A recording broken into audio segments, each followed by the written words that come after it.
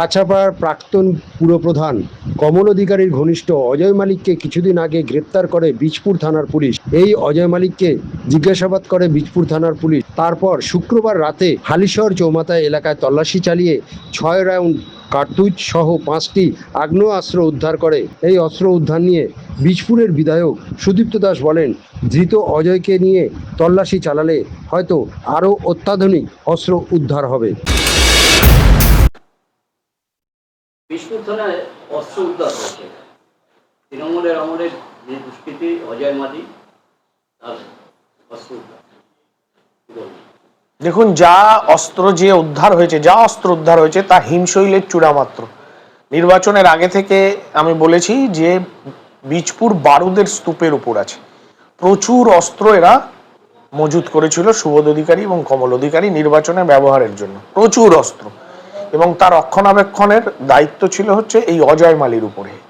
এই ডিস্ট্রিবিউট করতো। আপনারা দেখছেন যে 24 নম্বর পার্টি অফিসের পিছন থেকে, তার মানে সমস্ত পার্টি অফিসের পিছনে পিছনে এরকমভাবে অস্ত্র মজুত করেছিল। এবং এই 24 নম্বর পার্টি অফিস মানে আমার বাড়ির সামনেই, যাতায়াতের পথে। এবং এদের তো পরিকল্পনা ছিলই যে আমার উপর আক্রমণ করা, কারণ ওদের মনে হয়েছিল কাঁটা আমি। আমার কাছে স্পেসিফিক আরও খবর আছে আমাদের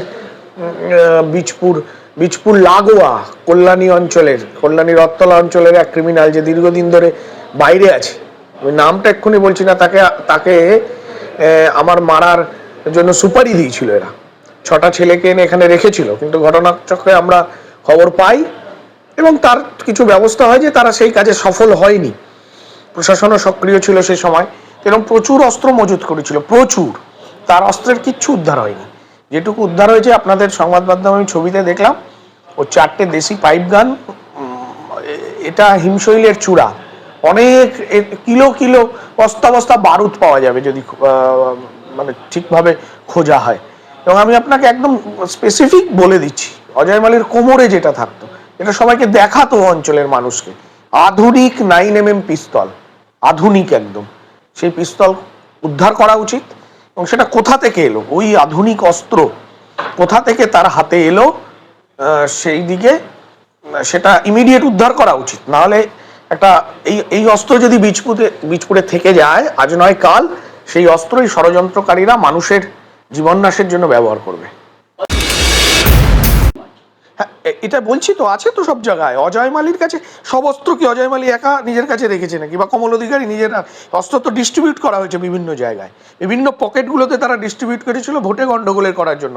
4 তারিখ যখন রেজাল্ট তাদের আশানুরূপ হয়নি, তখন তারা পালিয়ে গেল, কিন্তু সে অস্ত্র নিয়ে তো পালায়নি। তার মানে অস্ত্রগুলো আছে, এবং প্রশাসনকে সেগুলো যে কারা কারা এর সাথে যুক্ত এবং তারা এদের সাকরেদ ছিল, কিছু নাম প্রশাসন সম্ভবত পেয়েওছে, বা না পেলেও সেগুলো বার করা উচিত এবং সেই সমস্ত অস্ত্র উদ্ধার করা উচিত।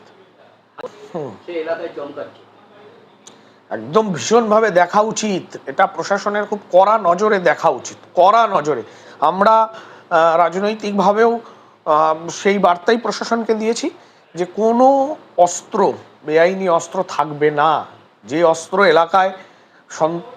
এলাকাকে সন্ত্রস্ত করতে পারে, ভয় দেখাতে পারে, মানুষের জীবনহানি হতে পারে, সেরকম কোনো কিছু এলাকায় থাকতে দেওয়া যাবে না। আর যারা এই ধরনের ঘটনা ঘটছে, পুলিশের একদম সেগুলোর তাদের বিরুদ্ধে ব্যবস্থা নেওয়া উচিত। এবং আমি আপনাকে বলছি যে তৃণমূলের যারা অত্যাচার করেছে, তারা যদি মনে করে যে আজ আবার অত্যাচার করবে, বা আজ আবার তারা ভাবছে যে কোনো না কোনোভাবে আমি ভয় দেখাবো, আমি আপনাকে বলছি যে আমরা প্রশাসন, আইন, এই সরকার, কারণ এখন তো শাসকের আইন নয়, আইনের শাসন আছে, তাদের বিরুদ্ধে ব্যবস্থা নেওয়া উচিত। এবং তাদেরকেও বলবো সতর্ক হয়ে যেতে। আমরা নজরে রাখছি, সবটা ভালো হবে না তাদের পক্ষে।